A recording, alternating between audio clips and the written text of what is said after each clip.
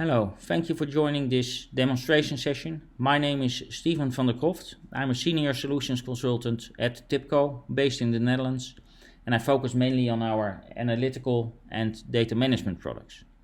Today I would like to show you a demonstration of our connected intelligence cloud, where we solve a business problem using a project team consisting of different members, and I'll be showing you how these different personas in the project team can work together to quickly solve a business problem and make timely decisions based on the outcome of it. Before I go into the actual demonstration, I will give you a little bit of background on TIBCO for the people that are less familiar with TIBCO. The capabilities that TIBCO provides in its connected intelligence cloud are based on three pillars. The first pillar is actually the interconnect everything, where TIBCO actually comes from. This is the area where we connect applications, people and processes within the organization. Capabilities in this area are focused around, for example, business process management, but also messaging, and also focusing on API management and API-led integration. If you have all this information flowing through your applications and through your organization, it becomes very important that you can make sense of this data, that it's uniform and that it's accessible in a timely and effective manner. This is all taken care of in the capabilities that fall under the unified data assets part or pillar. In this area you will find, amongst other things, data virtualization, but also a hybrid transactional and analytical processing capability, where you can break down the barriers between the two worlds and make real-time decisions based on real-time information. Once you have the data assets unified and made accessible, it becomes very important that you make sense of this data. For this matter, we offer capabilities in the pillar that we call augment intelligence, and capabilities in this area are things like data visualization, reporting, but also data science and machine learning solutions are part of this pillar. And although this is a platform that consists of the capabilities in many different areas that work very good together, we also strive to have each individual capability best of class. So if you look at the capabilities that are in this area, I mentioned a couple already, you will see some more on this slide. But more importantly, you will see that each individual capability is recognized by the different analysts as being a leader or best-in-class products. Within this demonstration, I'll be not showing you all the capabilities that you see in this slide, but I will be focusing on a subset of them. And that's, to be more specific, that is visual analytics. We'll have a look at our ComputeDB capability. Then we'll be looking at streaming analytics and data science, and also we'll focus on some of the artificial intelligence that is embedded in our solutions. When demonstrating these capabilities, I will be using the following use case. Let's assume we're a financial institution that provides loans to customers. And we have an issue where many of our customers at some point in time start defaulting on their loans. Obviously, we want to understand why this is happening, and more importantly, we want to predict if this would happen, and also see if we can prevent this from happening. So if we want to solve this problem, typically we would put together a project team, and a project team in these areas usually consist of different types of people. We can, for example, have a business analyst that will be using a visual analytics tool to analyze the data. but also a data scientist could be part of the team that can apply machine learning to the data and create some models that can help us to predict whether or not the customer will at some point default on their loan. A data engineer is important to make sure that the data is available, that it's available at a high speed, that it's available in the proper format, etc.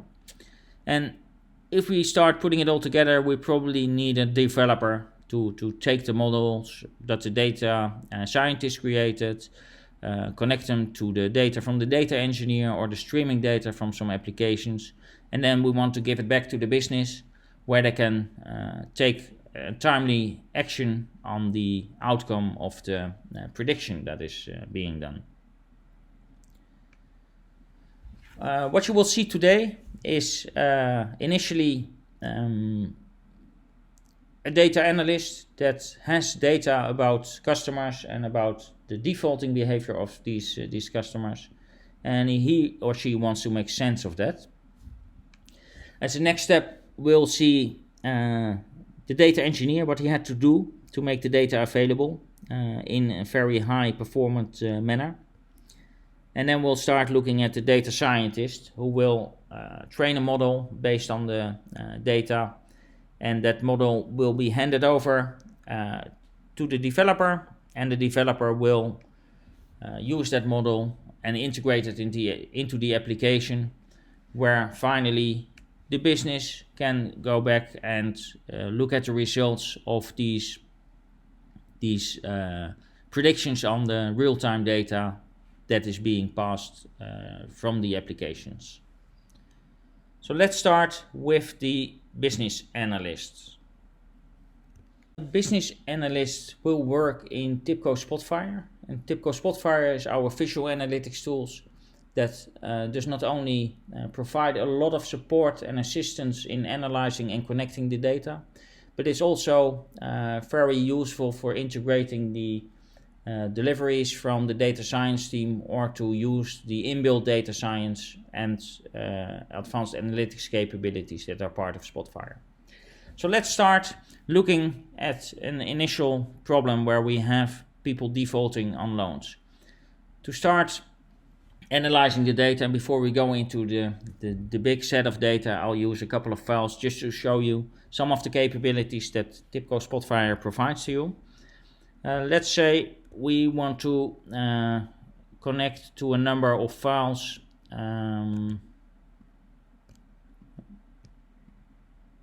We'll select a couple and open them.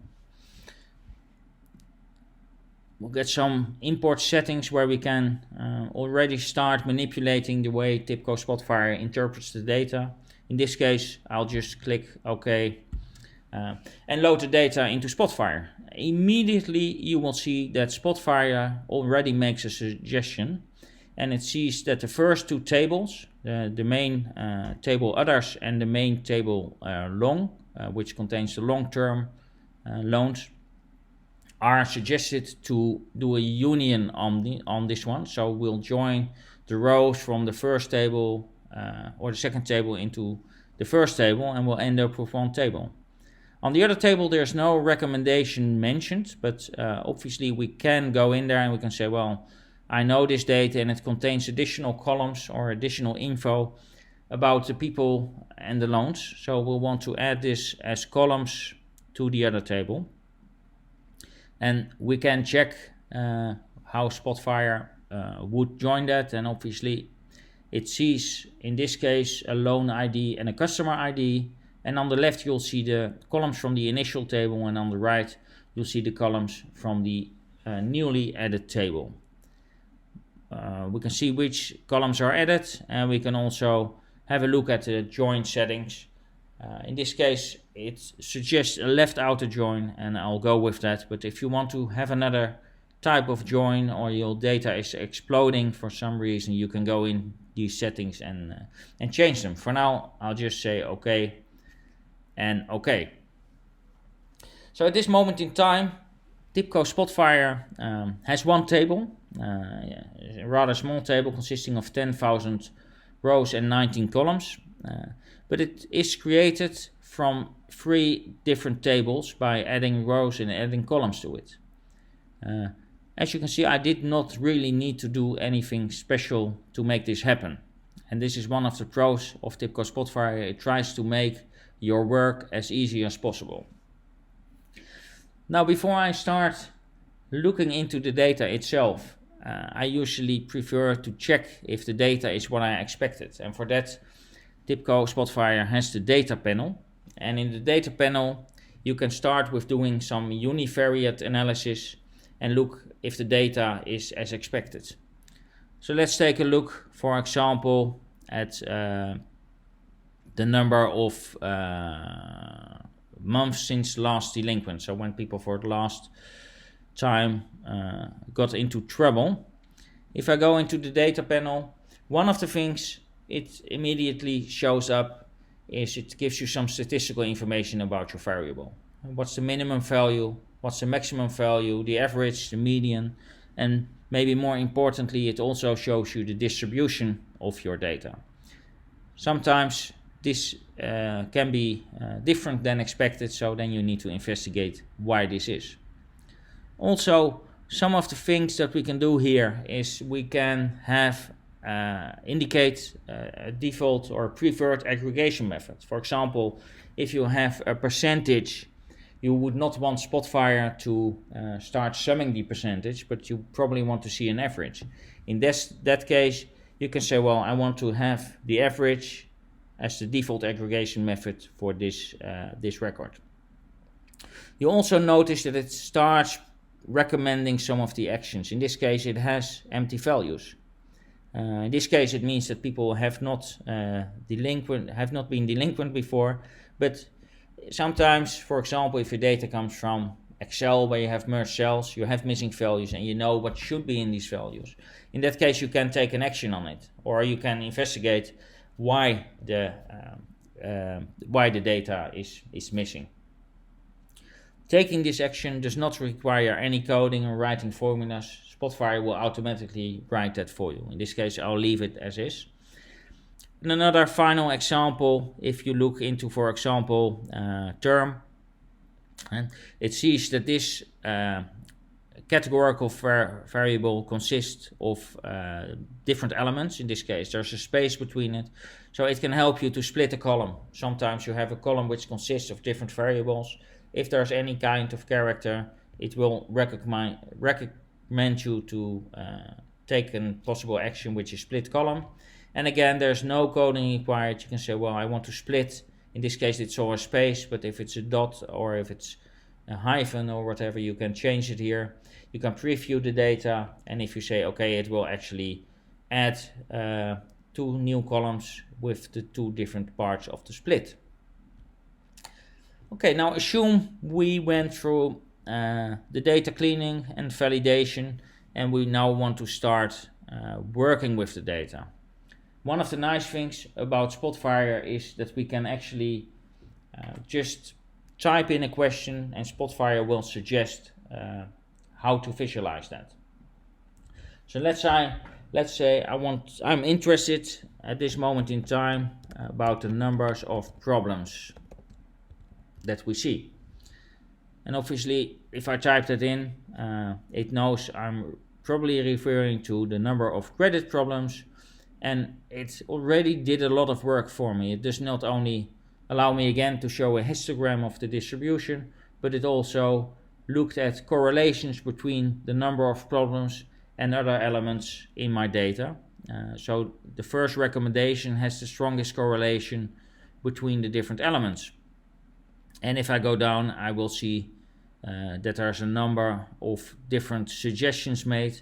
And all I have to do to use one of these suggestions is to just click on it, and it will be put on my canvas.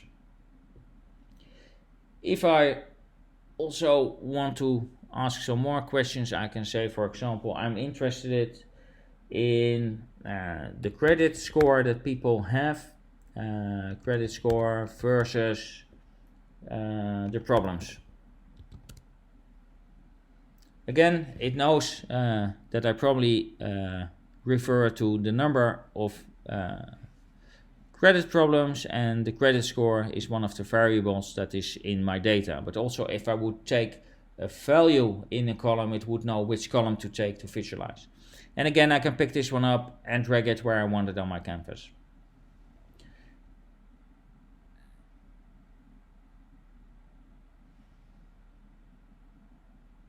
And finally, if I want to have some information on the months since the last delinquent, again, Spotfire will, if there's correlation, suggest some more. If not, it will come and suggest, for example, to use the histogram with the distribution of this variable. So you can see that with just typing a couple of questions, I got my first initial analysis and my first dashboard done. Nice thing also is if I select any element, it will also cross-link this to the other visualizations or the other pages in the analysis. And you can also limit the data further and create drill down paths to individual elements. For example, I can create a detailed visualization, which is a table, and then this one will listen to whatever I select in this visualization and give me the details here. So without any problems, I can very quickly build an analysis, save it, and share it with other people. It would take no time at all to do this. So now that we have looked a little bit at what Spotfire can do for you, let's start looking at a bigger and wider data set and start looking at the analysis there. Okay, now let's have a look at the bigger data set. In this case, I have just over 1 million records and just under 800 or 900 columns in my data, which means that it becomes harder to load this data into memory. For this matter, we have connected TIBCO to the earlier mentioned ComputeDB, and TIBCO Spotfire will interactively query the ComputeDB and get the aggregated results back. So let's start, for example, with just creating a bar chart. You can see very quickly that TIBCO Spotfire comes back with a bar chart showing the row count on the y-axis and nothing on the x-axis. Within the time that the bar chart showed up, it actually went out to ComputeDB, queried it, and got a row count back on the number of rows. Obviously, that was not a big task, but let's make it a little bit more interesting. Let's take the days of birth. So that means the difference between the current date and the day somebody was born. If I add that onto the canvas, you can see that within this time, TIBCO Spotfire queried again ComputeDB and gave us an overview of which customers have which ages, or the days of birth since the ages. Obviously, the number of days does not always make that much sense, so we can go in there and create a custom expression. For example, in this case, we want to divide it by minus 365 to get an actual age of people, and let's call this age. Then again, it goes out, aggregates the data, and shows us the result here. And now let's color it by the fact whether or not somebody has defaulted on their loan, and then we can go in there and show that. So we go in here and take the column which is called target in our case, add that onto the color by axis, and when it says 1, the people have defaulted on the loan. If it's a 0, they have not. So let's make this green, and you can see that sub-second we get responses from ComputeDB showing the results that we ask. So let's look now at what the data engineer has created, and here we see the interface of ComputeDB, And actually what we're looking at here is the actual queries that came in from TIBCO Spotfire that were automatically created, including the details of the query and the actual response time that it took. So you can see that the actual execution time was 0.3 seconds, although we were querying over 1 million records, and we were also querying data that has over 800 columns. We can also drill down into detail and see how the actual 0.3 seconds was taken up, what was executed by ComputeDB, how it was spread over different jobs, and how the result was coming back. So we can see here the number of rows that was taken, the number of output rows, and then also the filtering that was done and the result that was shown to Spotfire. Can drill down furthermore and see actually in which stages it was split up and what each worker did. So this is very interesting for a data engineer to drill down into and to look actually how the performance and the execution took place. But for now we won't go into too much detail on this area. So let's go back now to the business user that was analyzing the data that came from ComputeDB. So here we see again, we see the number of rows, we see the number of columns, and I prepared some of the visualizations here where you can see the impact of some of the variables on the fact whether or not the people have defaulted on their loans. So if I look at the count of children, you can see there is some difference between the people that have defaulted and that have not defaulted, but it's not really significant enough to visually determine whether or not this is of influence of people defaulting on their loans. So we need a little bit more intelligence here. So that's maybe why we can start looking at a data scientist or a citizen data scientist to have a more thorough look at the data and apply machine learning to the data to see whether they can determine or predict whether or not people have defaulted on the loans. So let's go there and have a look at the data science part of this project team. So let's move to TIBCO Data Science. TIBCO Data Science is a platform that allows, again, different types of users to collaborate on data science projects. And when we open the start page of TIBCO Data Science, we'll see that it's a shared environment where we have a number of workspaces, which are basically our projects. We have data assets associated with them. We have work files, which are actually our data prepping or data or machine learning flows. And we have different people collaborating in this environment. Obviously, we can see in the past the usage and the activity on the platform, and we can see what activities have been taking place and who did what. So let's go to our environment or our workspace, where we have access to the different data sources. We have access to the data, the work files, can create jobs to automate things, create engines, and even define milestones to monitor the progress of the project and to see if we meet the milestones as we go along. If we have a look at the data sources, we can see there's many different types of data sources that can be connected. And one of the nice things here is that the whole platform will execute all the data prepping and all the machine learning in data source or in cluster.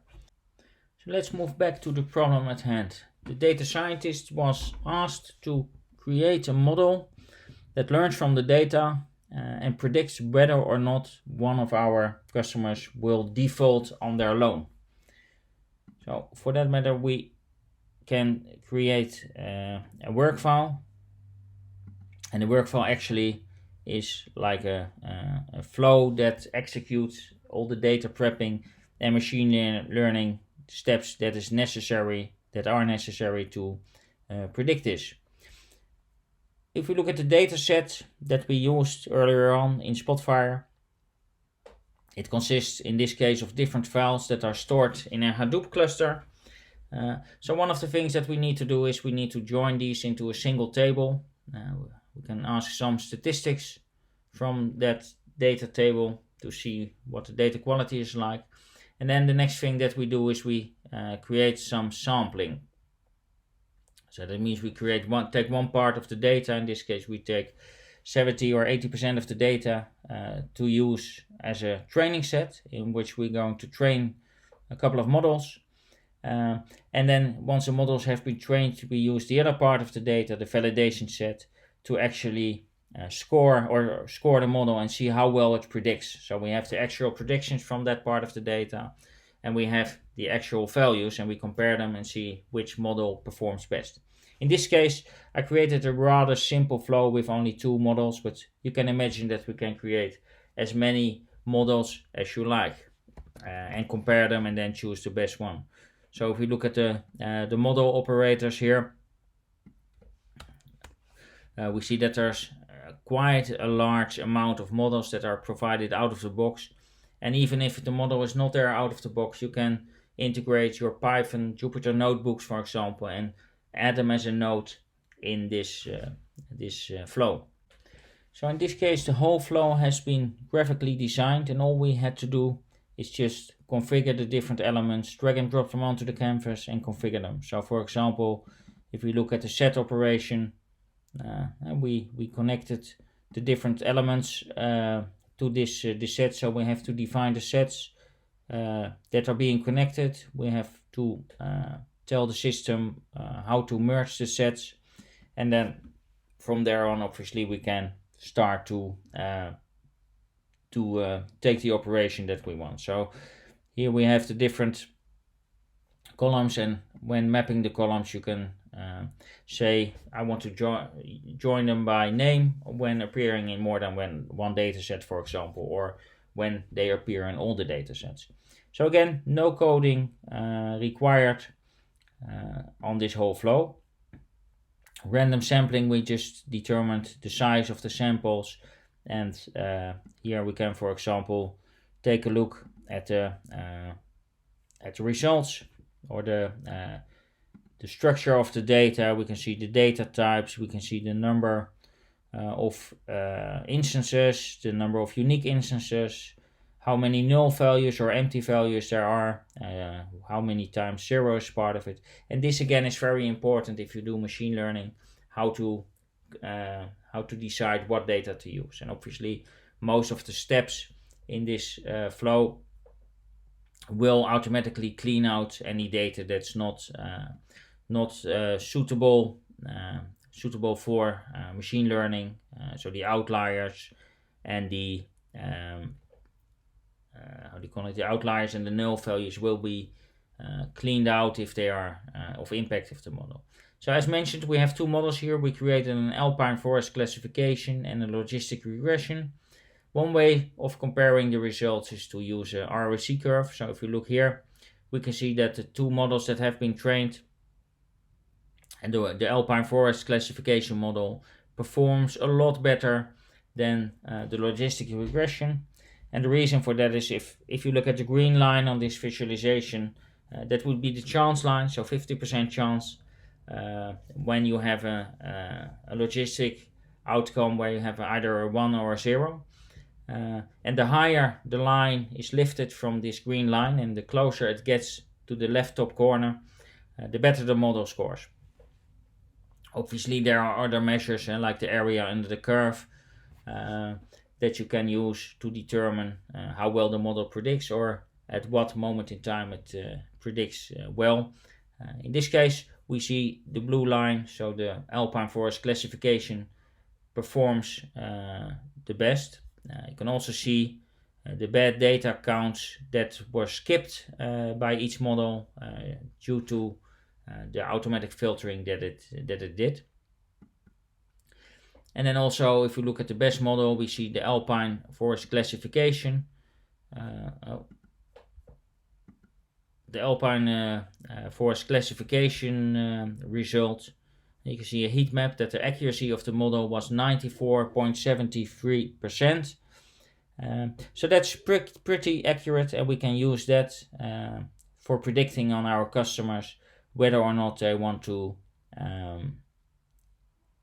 if we want to provide them a loan, and we want to do that in real time. So one of the things that you can see as a final step is the model has been exported. In this case, we exported it to a PMML, and that means that we now have a file in our workspace that is called big data expo.pmml in this case, and we see here that the whole model and which variables are important are available. So we can now take this work from the data scientist and give it to the developer that can now start building their application using this model. So let's switch to the developer.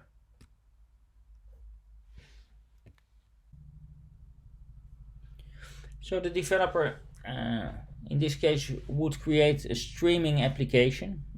So in this case we use TIBCO data streams, and the logic that has been defined is we have an input, and we in this case use a simulator because I'm not connected to any live websites where people apply for loans, but we get the tuples of data, and then we do some data preparation also on the live data, because the data needs to match with what the model expects in order to do a prediction on it. Then we take the actual PMML model that we just exported from TIBCO Data Science, and we do a prediction on each individual record of data that comes in.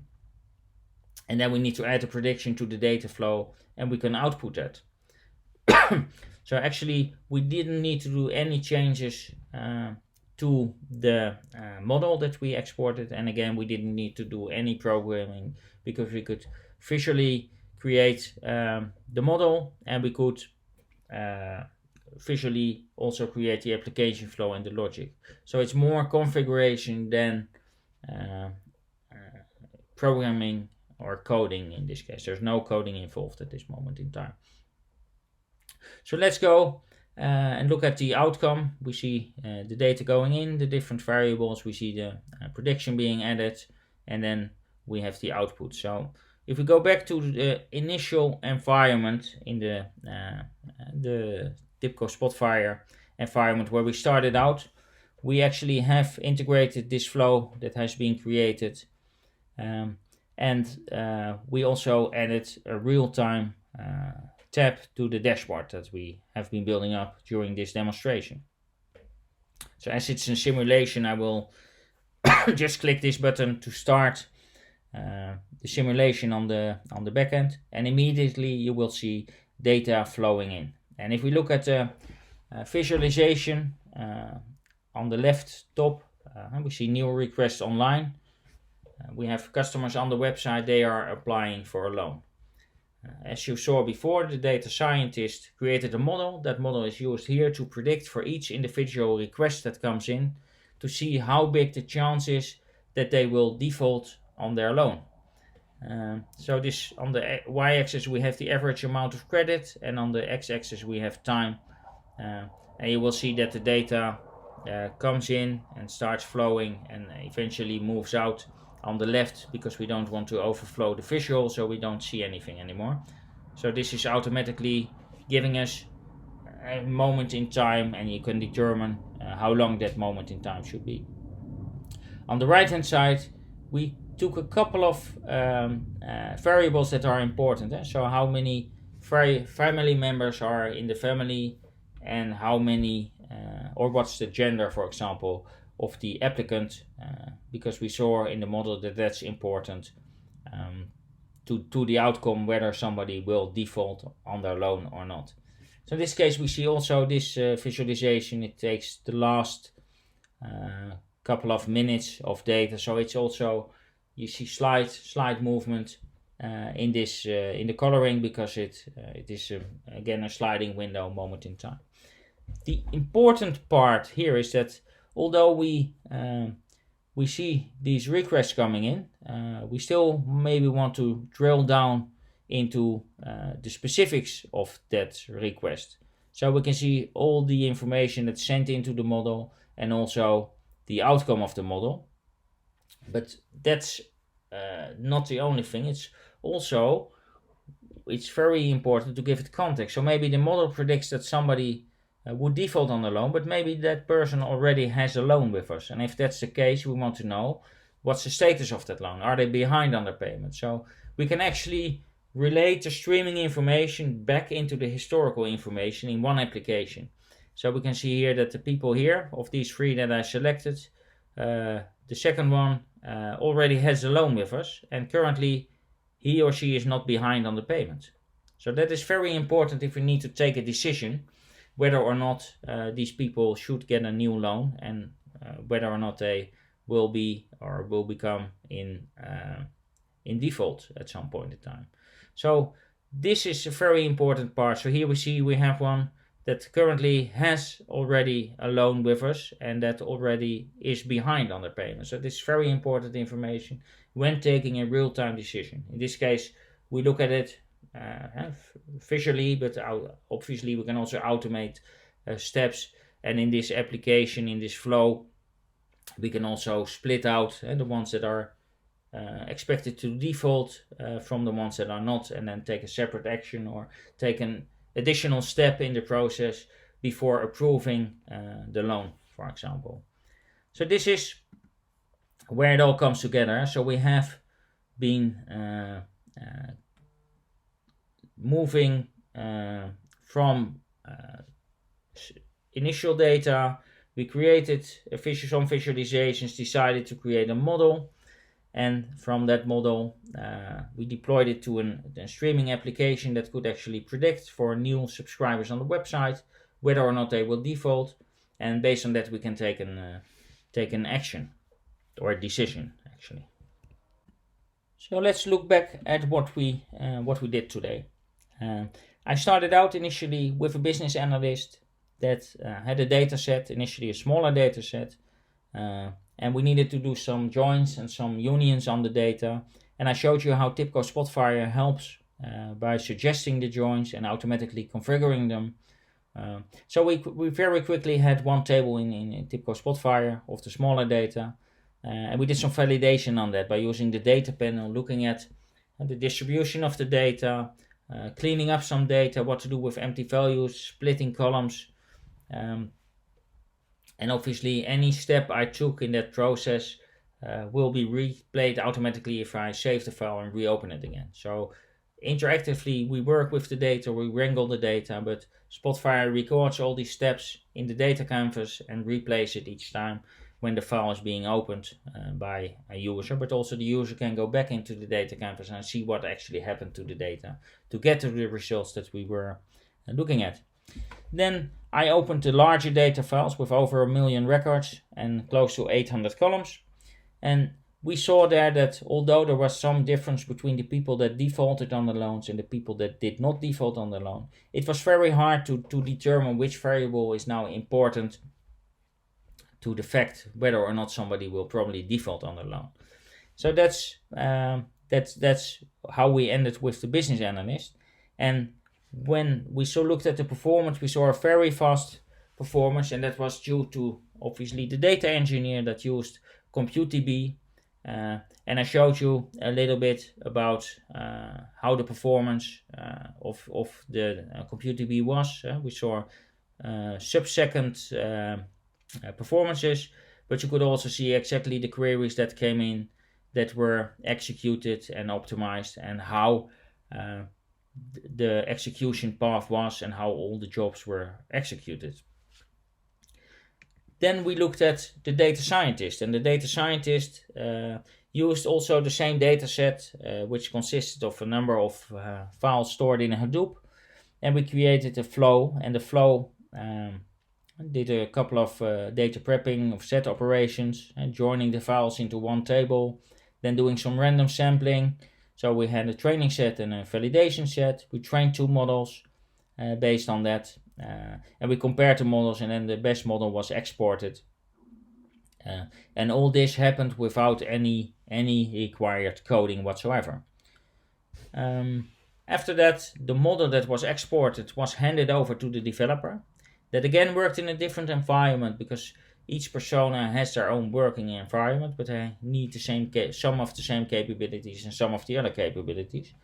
And that's where we use the PMML model that we exported and place it in a flow. Again, there was no coding involved in this whole process, and this flow did some data prepping, data cleaning, did a prediction on whether or not this user will default, and then the prediction was added to the data flow. And then we ended up back with the business analyst or the business, who could then look at the predicted values and not only look at the details of each individual request that came in, but also correlate this to existing loans. So we could give the information context by adding historical data in a single application interactively, and that's how we delivered the project back to the business. And now to look back at the very beginning, where we said we have this problem where customers are defaulting despite any credit checks that we do. So we wanted to be able to predict whether or not customers would default on their loans and take a decision that matches that outcome. So that's the end of my demonstration, and I hope I was able to clarify how the different personas in a project team can work together, how we provide the proper tools to the proper people to quickly and efficiently create artifacts that are shared and used together in one single environment. So thank you very much for listening and joining this session. And if there's any questions on the first slide in the beginning of this demo, you could see my email address and my Twitter account. So please do not hesitate to get back to us or somebody else from TIBCO if you need more information. Thank you very much.